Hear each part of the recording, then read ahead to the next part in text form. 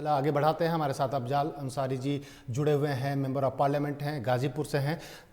अफजाल जी, इस आंदोलन को लेकर आपकी पहली प्रतिक्रिया क्या है? क्या आपको कोई अंत होता दिख रहा है इस आंदोलन का? आंदोलन पर कुछ कहने का अवसर है और आज की यह तिथि भारत के किसानों के लिए बड़े महत्व की तिथि जी। आज चौधरी चरण सिंह जी की 118वीं जयंती है और विडंबना यह है कि भारत के लाखों किसान आज सड़कों पर केंद्र सरकार के द्वारा पिछले दिनों जो 3 बिल लाया गया, नए कानून बनाए गए जी, जो भारत सरकार का कहना है कि यह किसानों की दशा को सुधारने के लिए और उनके हित में लाया गया कानून है। लेकिन विडंबना यह है कि आज भारत के किसान इस किसान के हित में लाए गए कथित कानून को वापस लेने की मांग करते हुए आज 28 दिनों से कड़ाके की ठंड में सड़कों पर बैठे हुए हैं जी।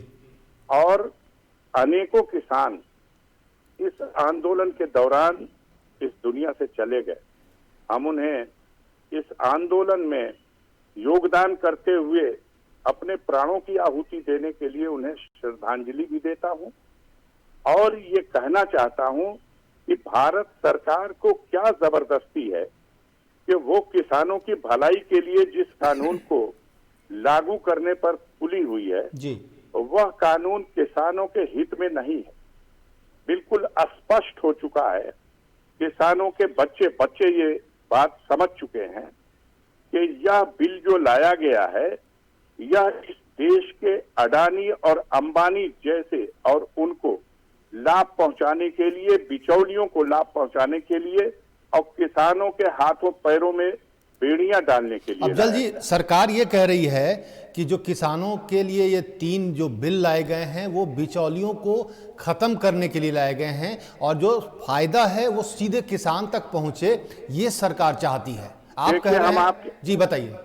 हम आपके माध्यम से ये बताना चाहते हैं, चुनौती के साथ बताना चाहते हैं कि तौल केंद्रों पर धान के क्रय का एक जो कार्यक्रम चल रहा है जी, कहीं भी देश में चले जाइए, उत्तर प्रदेश में किसी भी जनपद में चले आइए, सारे तौल केंद्रों को बिचौलिए संचालित कर रहे हैं जी। 95% किसान मजबूर हो चुका है इन बिचौलियों को 1100-1200 रुपए कुंटल के रेट में धान बेचने के लिए।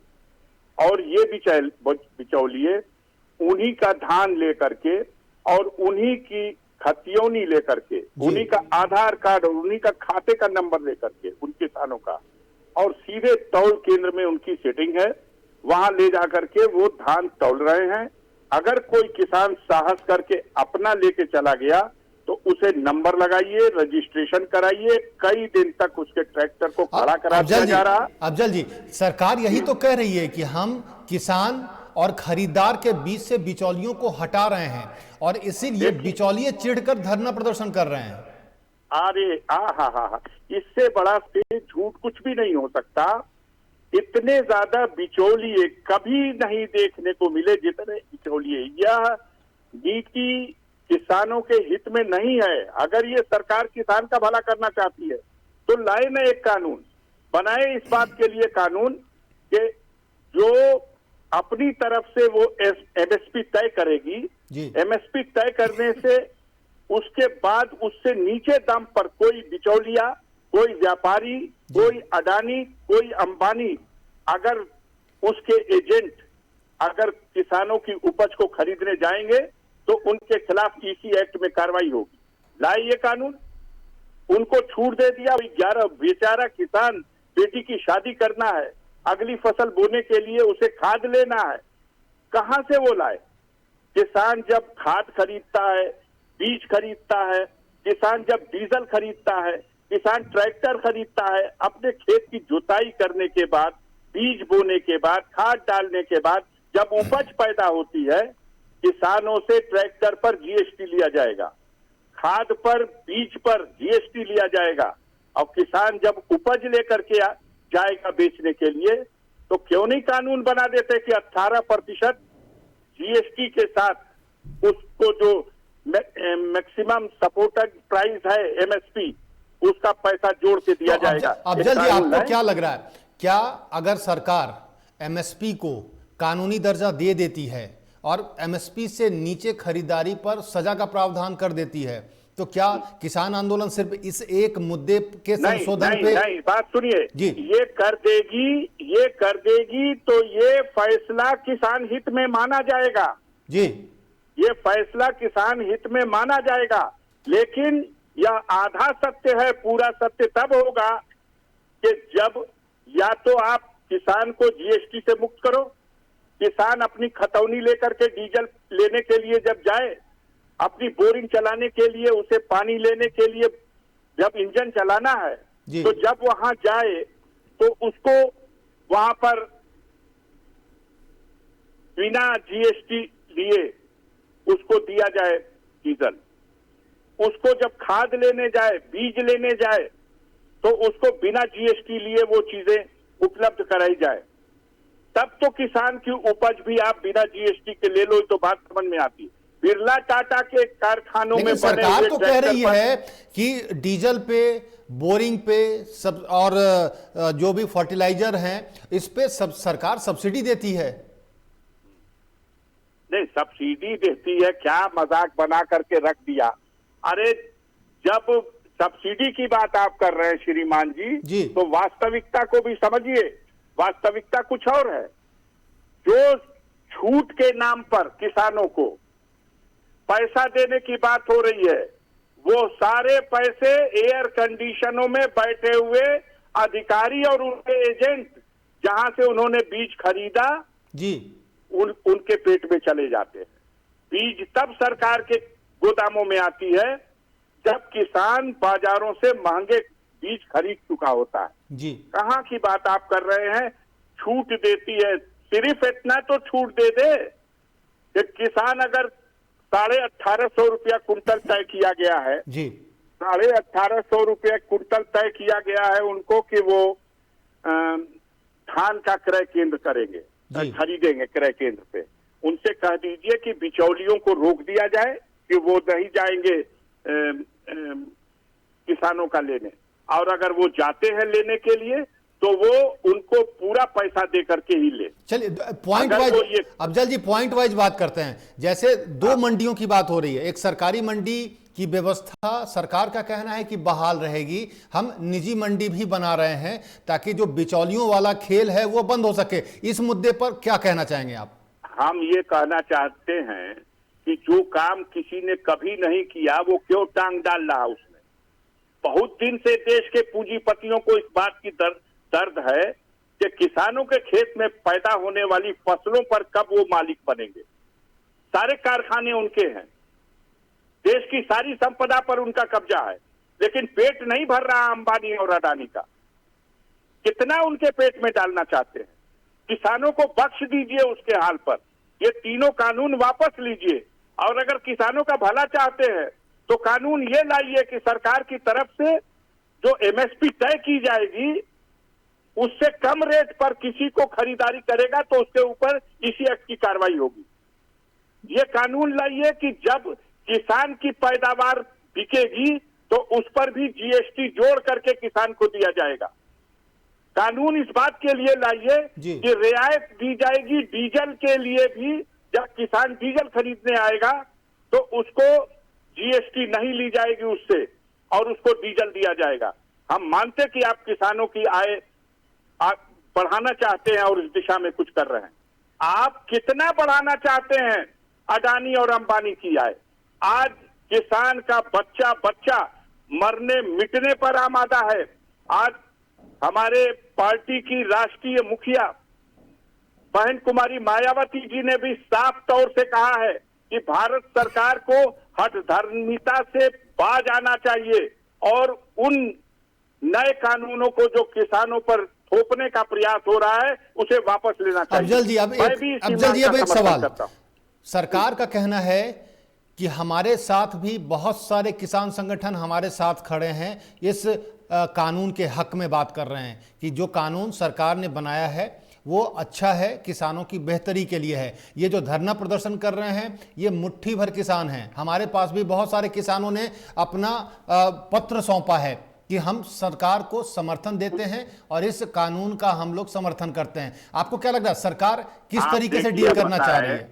ये वही लोग हैं जब अंग्रेजों भारत छोड़ो का नारा दिया गया 1942 में, करो या मरो का नारा दिया गया, तब उस समय यह लोग अलग पंक्ति में खड़े हो गए थे और उस समय भी अंग्रेजों की चाटुकारिता करते दिखाई दिए थे।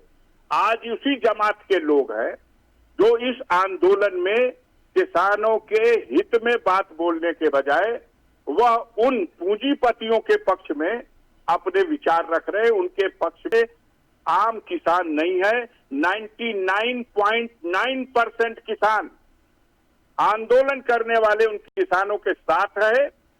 वहां पहुंच पाना न पहुंच पाना ये अलग बात है, लेकिन भारत के जिस हिस्से में जाओगे आपको एहसास हो जाएगा कि वहां का किसान उन किसानों को समर्थन दे रहा है और उन किसानों की मांगों के साथ खड़ा है। और जब तक ये कानून वापस नहीं लिए जाएंगे तब तक ये चलता रहेगा आंदोलन, और ये आंदोलन और बढ़ेगा। अब दो सवाल और हैं हमारे पास। सवाल, अब कानून बनना है नहीं बनना है, कानून बन चुका है, वापस होगा नहीं होगा, बातचीत चलती रहेगी।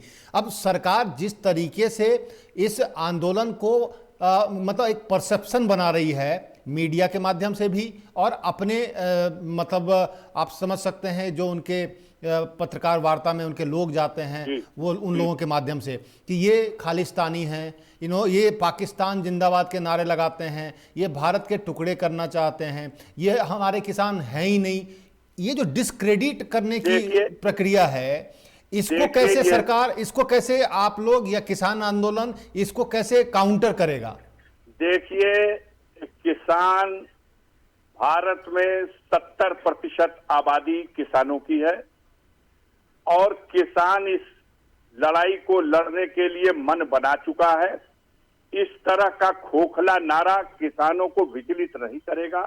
अहिंसक ढंग से लोकतांत्रिक तरीके से किसान आंदोलनरत है और रोज बरोज ये आंदोलन बढ़ता जा रहा है। हम जानते हैं, आप भी इतिहास पढ़े होंगे, तानाशाहों का ये इतिहास है कि वो गलत फैसला लेने के बाद भी कभी पीछे मुड़ के नहीं देखता। हम समझते हैं उसके अंत का जब निकट होता है तब उसकी बुद्धि में इस तरह से कुंठित हो जाती है। और यह सरकार अगर किसानों के विरुद्ध बनाए गए इस कानून को वापस नहीं लेगी तो इस सरकार के पतन का ये कारण बनेगा ये किसान आंदोलन। आप देख लीजिएगा सारे देश का किसान, क्या आपको लगता है जो सरकार कह रही है कि ये सिर्फ और सिर्फ पंजाब के किसानों का आंदोलन है जो अड्डा मारकर बैठे हैं दिल्ली के, क्या इसमें आपको लगता है कि देश के अन्य हिस्सों से भी जुड़ रहे हैं किसान? उत्तर प्रदेश से हूं, मैं उत्तर प्रदेश से हूं और खुद भी किसान हूं। कल मैं गया था बांचा गांव में, बिहार के किसान भी वहां आए थे और लंबी वार्ता हमारी हुई। सारे लोग विचलित हैं और चर्चा के दौरान ये बात आई कि भारत की आजादी के बाद एक बहुत बड़ा किसान आंदोलन स्वामी सहजानंद सरस्वती के नेतृत्व में इसी तरह की परिस्थितियों में खड़ा हुआ था और सरकार को घुटना टेकना पड़ा था। आज वही परिस्थितियां फिर पैदा हुई हैं और बिहार का किसान, उत्तर प्रदेश का किसान, देश के हर कोने का किसान दिल्ली के दरवाजे पर बैठे हुए उन किसानों के साथ आज आत्मा के साथ, पूरी दृढ़ता के साथ उनको समर्थन दे रहा है और उनके पक्ष में है। आवश्यकता पड़ेगी, साधन मिलेगा, व्यवस्था नहीं है, ट्रेनें बंद कर दी गई हैं, हजार 2,000 किलोमीटर की दूरी से कैसे वहां लोग जाएंगे, लेकिन फिर भी उनके पक्ष में समर्थन का स्वर हर तरफ एक पक्ष से है कि सरकार को कानून वापस लेना पड़ेगा। अफजल जी, ये सरकार एक बात और कह रही है कि इस आंदोलन को विपक्ष ने खड़ा किया है और वहीं से उसकी फंडिंग भी हो रही है। ये जो इतने खर्चे हो रहे हैं ये कहां से आ रहे हैं, इसके पीछे किसका हाथ है? ये पुरानी हिंदी फिल्मों में मदर इंडिया देख लीजिए, कुछ पुरानी हिंदी फिल्में हैं, वहां किसान का जो रूप दिखाया गया उसके चित्रण के आधार पर ये लोग मानते हैं कि भूखा होगा, उसका पेट धंसा होगा, उसका गाल पचका होगा, उसका कपड़ा फटा होगा, उसके पैरों की चप्पल टूटी होगी, उसके बाल बिखरे हुए होंगे, वो जाड़े में भी ठिठुरता होगा, तब वो किसान होगा। माफ कीजिएगा, किसान के पास भी अरमान है, वो अपने बच्चों को पढ़ाता है, वो परिश्रम की रोटी खाता है और देश को भी अनाज खिलाता है। चाहे जितना रंग बदल लें, गिरगिट से भी ज्यादा रंग बदलेंगे ये, लेकिन इनको घुटनों के बल लाकर किसान आंदोलन और किसानों के वो तमाम संगठन, जब तक ये सरकार घुटनों पे नहीं आएगी, जब तक किसान आंदोलन समाप्त नहीं होगा, कानून वापस लेना पड़ेगा। आज ले, कल ले, लिख लीजिएगा। किसानों का ये जो अडानी और अंबानी को लाभ पहुंचाने के लिए ये जो कानून लाया गया है, इसको भारत का किसान बर्दाश्त नहीं करेगा और भारत का किसान, ये रोज आंदोलन और फैलता जा रहा है। तो सरकार बार बार ये कहती है कि आप लोग विपक्ष हर बार अडानी और अंबानी का नाम क्यों लेते हैं? सरकार ने तो ये किसानों के फैसले, किसानों के हित में फैसला लिया है, अंबानी के हित में नहीं लिया है। आप ये बताइए कि छदन लाल, मदन लाल, बिरला, टाटा, डालमिया, सिंघानिया और ये जो अडानी और अंबानी, ये कहाँ के किसान हैं? क्या जरूरत है इनको किसानों के हमदर्दी की? क्या, क्यों इनके दिल में किसानों के लिए इतनी दया आ गई? यह चालाक लोग हैं, ये अपना जियो का सिम कैसे चले साल भर तक फ्री दे सकते हैं और साल भर तक फ्री यूज करने के बाद ग्राहक फंस गया।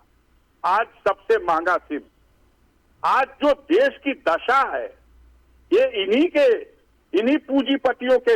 अब भारत को गुलाम बनाने के लिए अंग्रेज नहीं आएगा, देश के बाहर के लोग नहीं आएंगे, ये देश में ही ये जो बैठे हुए दोगले अंग्रेज हैं, ये भारत की जनता को गुलाम बनाना चाहते हैं। अफजल जी, आपको किसान स्वीकार नहीं करेगा। जी अफजल जी, आपको लगता है कि किसान आंदोलन की शुरुआत हुई कि इन 3 कानूनों को वापस लो, लेकिन अब उसमें और भी मुद्दे जुड़ते जा रहे हैं, जैसे एसेंशियल कमोडिटीज एक्ट को जिस तरीके से डिसॉल्व किया गया और आप बेतहाशा स्टोरेज की संभावना बन गई है। क्या लगता है इसमें वो जुड़ जाएगा ये मामला? तमाम जब आंदोलन लंबा खींचेगा तो तमाम उन चीजों को, उन पर मंथन होगा और उन सवालों को खड़ा किया जाएगा जो देश की जनता के हित में है। और अब आप एक बात और सुन लीजिए जी, कि ये किसान आंदोलन सिर्फ किसानों तक नहीं सीमित रह जाएगा। अब खेत मजदूर, असंगठित क्षेत्र के मजदूर भी इस आंदोलन से जुट रहे हैं। अब व्यापारी भी, जो छोटे व्यापारी हैं, वो भी इस आंदोलन को समर्थन दे रहे हैं। अधिवक्ता वर्ग समर्थन दे रहा है, भारत की जनता समर्थन दे रही है। सिर्फ इन बिचौलियों और इनके वो आका अडानी और अंबानी, इनके लोग और इनसे जुड़े हुए, इनके टुकड़ों पर पड़ने वाले लोग इसके विरोध में जितना दुष्प्रचार करा लें, लेकिन जब सबके मुंह से सच्चाई निकलने लगी तो अब उनके दुष्प्रचार का कोई प्रभाव पड़ने वाला नहीं है। लेकिन अफजल जी, समस्या का समाधान जो दिख रहा है, जो आप कह रहे हैं, जो किसान आंदोलन में लगे लोग कह रहे हैं कि वापस लेना होगा, लेकिन प्रधानमंत्री की जो छवि है, सख्त निर्णय लेने वाले जाने जाते हैं और एक बार जो डिसीजन ले लिया, चाहे बिना पूछे ही लेते हैं, उस पर फिर वो टिके रहते हैं। आपको लगता है कि बातचीत से कोई रास्ता निकलेगा ऐसी स्थिति में? देखिए, विनाश काले विपरीत बुद्धि, अगर ऐसा हुआ तो ये समझिए कि इस सरकार के पतन का कारण बनेगा ये किसान आंदोलन, और इस सरकार के ताबूत की आखिरी कील होगा ये किसान आंदोलन। क्या लग रहा है? को झुका नहीं पाएंगे। मैं आखिरी टिप्पणी चाह रहा हूं कि इस किसान आंदोलन का भविष्य आप क्या देख रहे हैं, या सरकार की कोशिशों को आप किस नजरिए से देख रहे हैं? सरकार तो कुछ नहीं कर रही है। सरकार तो चाहती है कि इतना लिंगर कर दें कि ये थक जाए, और दुष्प्रचार तो चाहे दुष्प्रचार करे चाहे लिंगर करे जी, किसान अब उठने वाला नहीं है। वो अपनी मांगों को मनवाएगा और उसे पता है कि अगर वो उठ गया तो वो फिर गुलाम हो गया।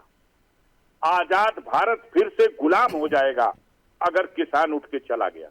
चलिए लेकिन अफजाल जी, किसान निराश नहीं होगा, बिल्कुल बिल्कुल किसान अफजाल जी, बहुत हताश बहुत नहीं होगा, किसान संघर्ष करेगा और जी। परिणाम उसके पक्ष में आएगा। चलिए बहुत बहुत शुक्रिया अफजाल जी, हमसे बातचीत करने के लिए, लोकमंच से जुड़ने के लिए बहुत बहुत शुक्रिया धन्यवाद, आपका। धन्यवाद, धन्यवाद।